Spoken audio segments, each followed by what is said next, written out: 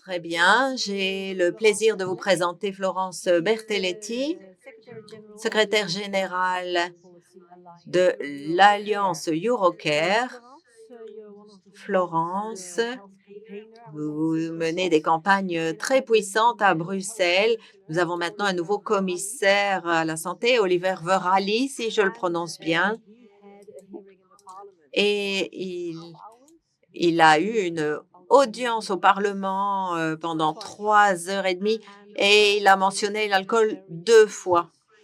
Et on a vu un environnement très positif par rapport à ce secteur. Alors, Florence, qu'en pensez-vous? Merci beaucoup, Caroline, pour cette introduction. Merci également à EuroHealthNet et Santé publique France pour cette réunion incroyable. Le titre de ma présentation est le suivant: étiquetage de l'alcool. Pourquoi est-ce que nos citoyens se voient nier le droit de savoir? Si on peut me mettre la deuxième diapo à l'écran. Ah, ou bien est-ce que je peux le faire moi-même? Voilà, je peux cliquer. Brièvement, j'aimerais vous expliquer ce dont je vais vous parler aujourd'hui.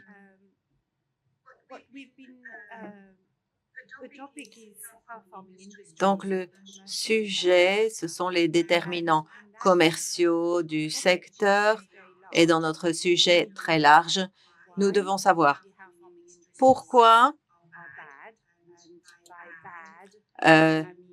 l'influence de l'industrie est mauvaise. Pourquoi je parle d'industrie mauvaise? C'est parce qu'il bloque ou retarde les politiques, et ce à tout niveau, au niveau régional, national et européen. Alors, le pourquoi a déjà été expliqué assez bien ces 2 dernières années, mais qui sont ces industries? Qui sont ces secteurs? Et pour apprendre à les connaître, pour connaître leurs intentions et comment ils fonctionnent, je crois que ça demande un premier travail. Et aussi où ils sont actifs, parce qu'ils sont actifs différemment au Parlement, différemment au niveau du Parlement, de la Commission, du Conseil. Les stratégies sont différentes. Donc, j'ai essayé de creuser qui ils sont et ce qu'ils font et comment ils se cachent. Voilà donc ce que je vais traiter dans ma présentation. Et à la fin, je vais dire « Et alors quoi ?» À savoir, que faisons-nous maintenant? Donc, les lobbies de l'alcool au niveau européen. Et je n'ai pas de problème à affirmer « Connaissez vos ennemis », parce qu'effectivement, ce sont nos ennemis, ce ne sont pas nos amis. Ils font partie du problème, ils sont le problème et ils ne font pas partie de la solution. Donc, les lobbies de l'alcool au niveau de l'Union européenne. Donc, un aperçu global. Qui sont-ils? J'ai 15 minutes, donc je ne vais pas trop détailler. Ce que je dirais, c'est qu'on a 3 organisations au niveau européen. D'abord, le Comité européen des entreprises vin, CEEV. Ensuite, Spirits Europe. Donc, Adjo, par exemple, en fait partie. Et ensuite, vous avez les Brewers, les brasseurs de l'Europe. Ces 3 organisations sont situées ici, à Bruxelles, et elles sont enregistrées dans les registres de transparence. Et nous savons que ces 3 organisations ont du personnel actif partout, mais ils ont également conclu des alliances. Et ces alliances, je vais en mentionner 2. D'abord, U-Label et spécifiquement un partenariat entre CEEV et Spirits Europe pour s'assurer que l'étiquetage de l'alcool n'ait jamais lieu au niveau européen. Et ensuite, Wine in Moderation, qui a également un bureau à Bruxelles avec 7 salariés. Voici donc le genre d'organisation dont on parle. Et dans chacune de ces organisations, prenons par exemple Spirits Europe, ils ont des membres au niveau national. des membres au niveau national qui sont également enregistrés sur le registre de transparence. Et s'il s'agisse de Adjo, Whisky Association, Moët et Chandon pour le Comité européen des vins, ils ont aussi des agents de lobby qui viennent à Bruxelles. Donc, une armée de lobbyistes qui viennent dans les 3 institutions pour s'assurer que leur produit ne fait pas l'objet d'une réglementation européenne. Alors, je ne vais pas lire ce que je viens de vous expliquer. Tous ces agents de lobbying, et il y en a des centaines, je dirais 20 000 en fait, sont impliqués dans des discussions sur les sujets clés, comme la taxation, la réglementation de produits, les accords commerciaux de libre-échange. Mais ils ont notamment un accord sur aucun étiquetage au niveau de l'Europe. C'est leur priorité numéro 1. Nous savons que dans le plan de lutte contre le cancer, qui couvre tous les points, tout a pu être atteint dans ce grand plan de la Commission européenne, sauf la proposition législative. Et devinez quoi? Cette proposition législative est liée à des facteurs à risque qui sont à l'origine de cancers, de maladies cardiovasculaires, de diabète, de maladies respiratoires, etc. Donc, beaucoup sont liés au contrôle du tabac. 2 sont liés à l'alcool. Le premier, c'est une proposition sur l'étiquetage de l'alcool. Le deuxième, des avertissements sanitaires, mais aussi l'alimentation. Il devait y avoir une proposition sur l'étiquetage à l'avant et à l'arrière du produit, mais qui a été annulée. Et aussi une révision sur des programmes de lait et de légumes, un pouvoir qui peut légiférer sur l'ensemble des États membres.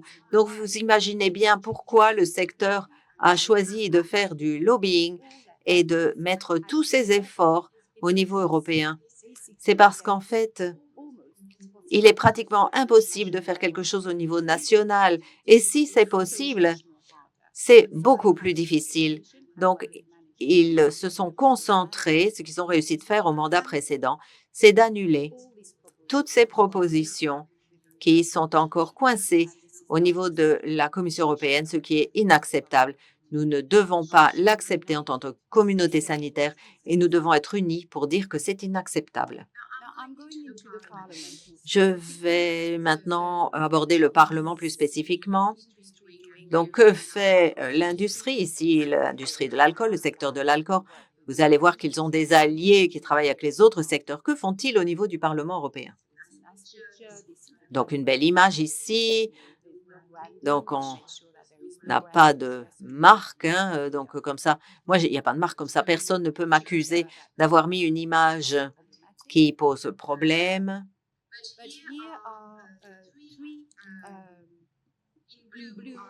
En bleu, vous avez 3 intergroupes, comme on les appelle. Ceux qui sont en couleur plus claire, ce sont les groupes d'intérêt. Donc, tout ce qui est vin, alcool et produits alimentaires de qualité, on ne sait pas s'ils ont gagné cette fois-ci, ça date du mandat précédent, mais ils avaient l'habitude de s'unir avec une centaine de députés européens, donc avec une coalition entre les vins, les alcools et les produits alimentaires de qualité, et ce sur toutes les communautés de parlementaires européens. Et ces députés s'assurent que pour les produits de ces 3 catégories, il n'y a pas de loi qui passe.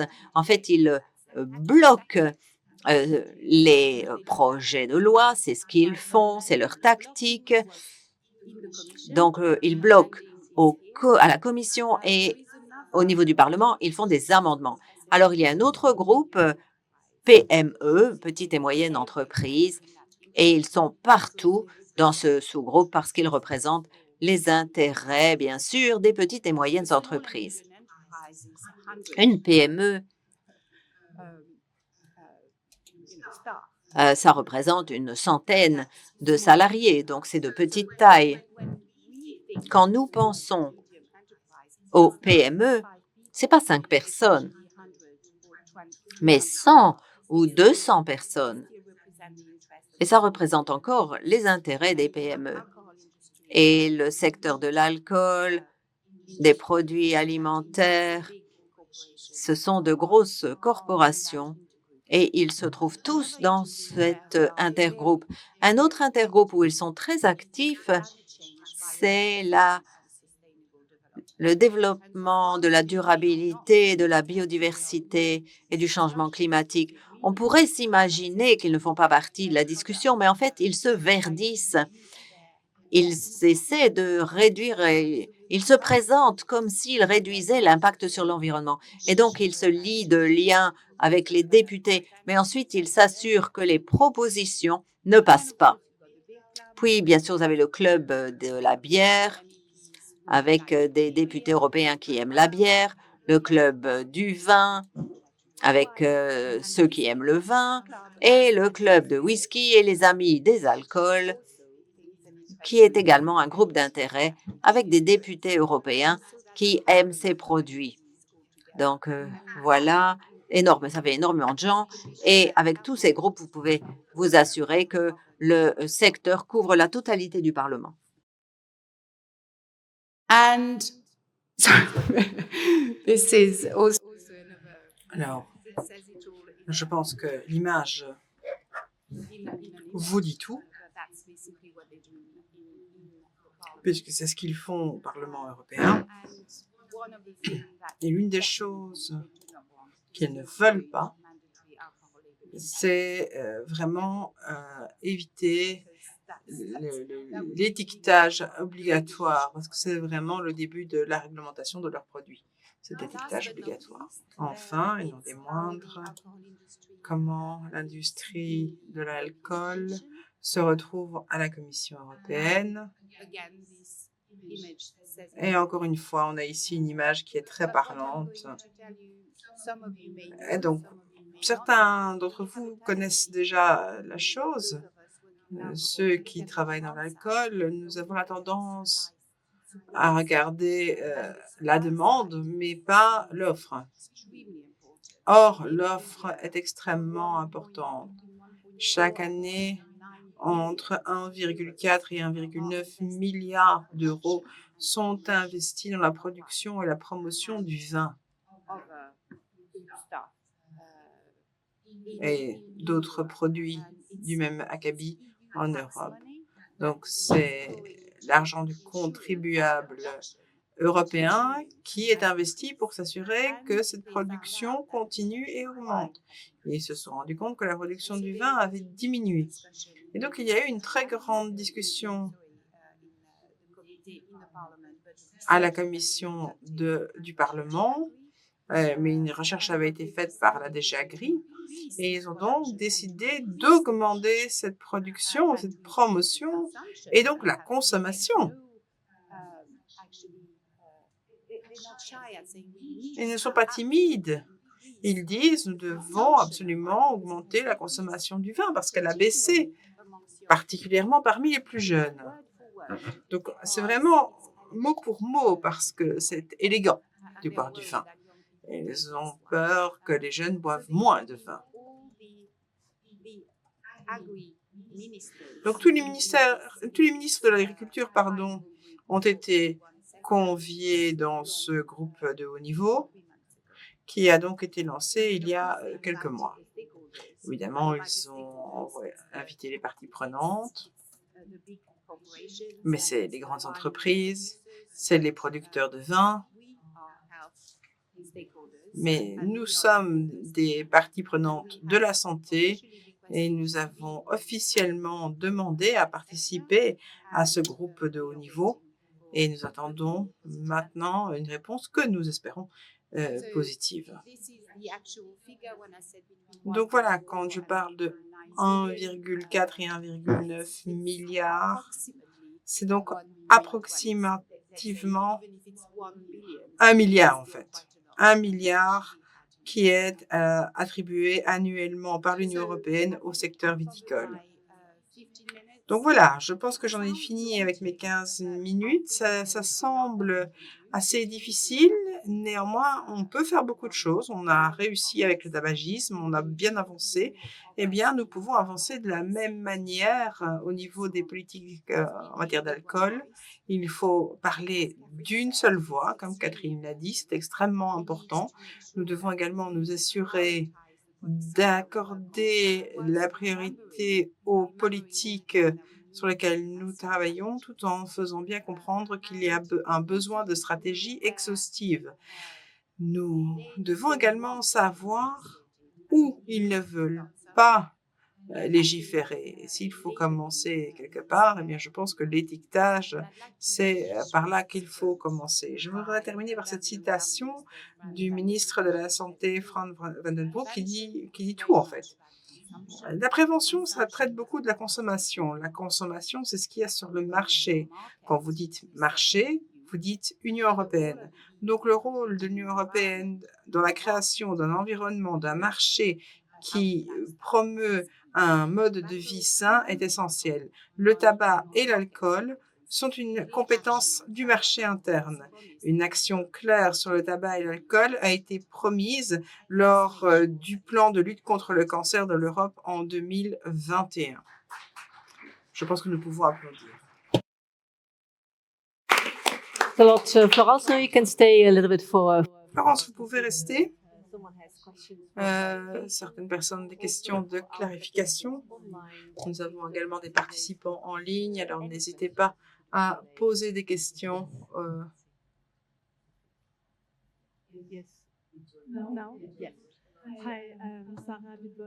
Alors, Sarah Abitbol, Youfa, merci Florence pour cette super présentation. Je ne peux qu'être d'accord avec tout ce que vous avez dit. Il y avait néanmoins une question que je voulais poser déjà au panel précédent, mais peut-être plus appropriée ici. On parle des jeunes. Les jeunes sont plus sensibles, on l'a dit, à tout ce qui les entoure, que ce soit le tabac ou la consommation d'alcool. Et on l'a dit aussi, le changement climatique, et on ne fait pas d'association entre le lobby de l'alcool et le changement climatique. Je suis vraiment en faveur de l'approche One Health. Et comment est-ce qu'on peut faire ce lien? Comment peut-on mieux communiquer envers les jeunes et faire le lien entre l'alcool et le changement climatique? Parce qu'on sait que les jeunes sont extrêmement sensibles au changement climatique et à tout ce qui est néfaste pour le climat.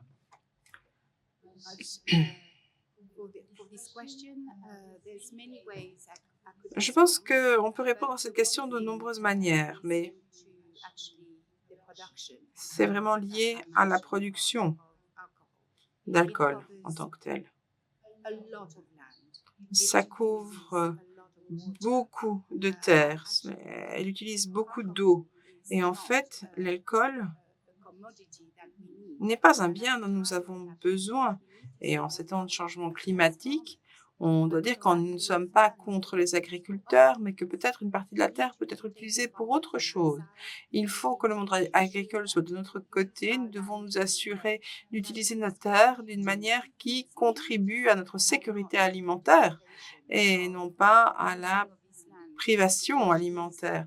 Finalement, on perd des terres pour produire un produit qui n'est pas un bien essentiel pour la population, et nous devons avancer avec le monde agricole pour qu'il ne plante plus de vignes ou de plantes pour la bière, mais plutôt d'aliments dont les personnes ont besoin également. La quantité d'eau qui est nécessaire est absolument atroce.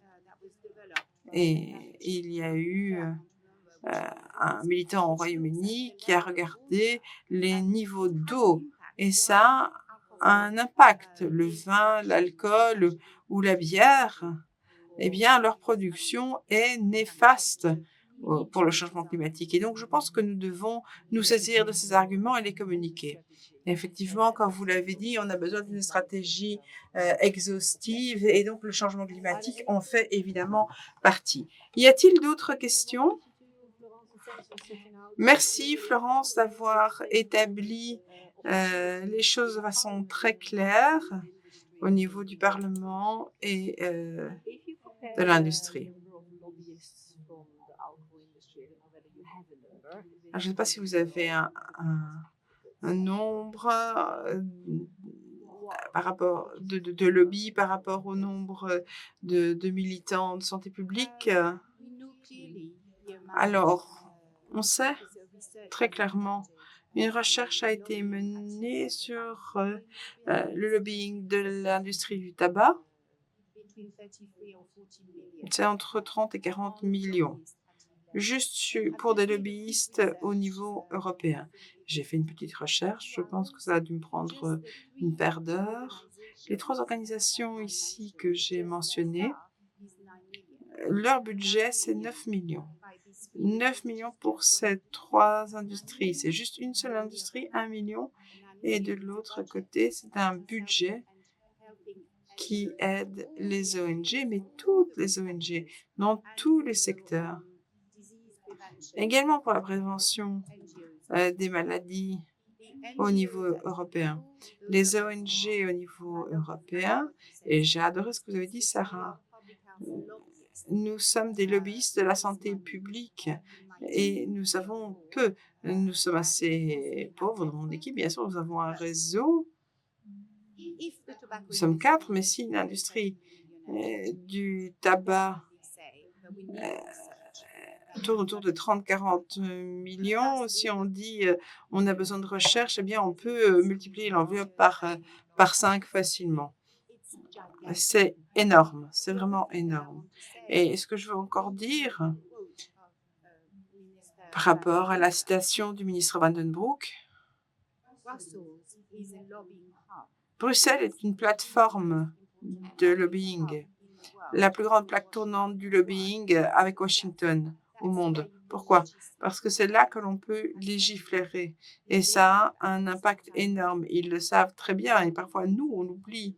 Et donc, on oublie que le lobbying est concentré ici parce qu'ils ont réussi déjà beaucoup à bloquer ou à retarder dans de nombreux pays. Merci, j'ai bien aimé également la citation de M. Van den Broek, que c'est une question de marché intérieur, marché qui doit être libre et qui doit se réguler lui-même. Mais je pense que en tant que militant de santé publique, on doit voir également ce que l'on peut faire au niveau du marché intérieur européen et les changements qui sont possibles. Et c'est la raison pour laquelle nous avons besoin d'avocats de santé publique. Merci beaucoup, Florence.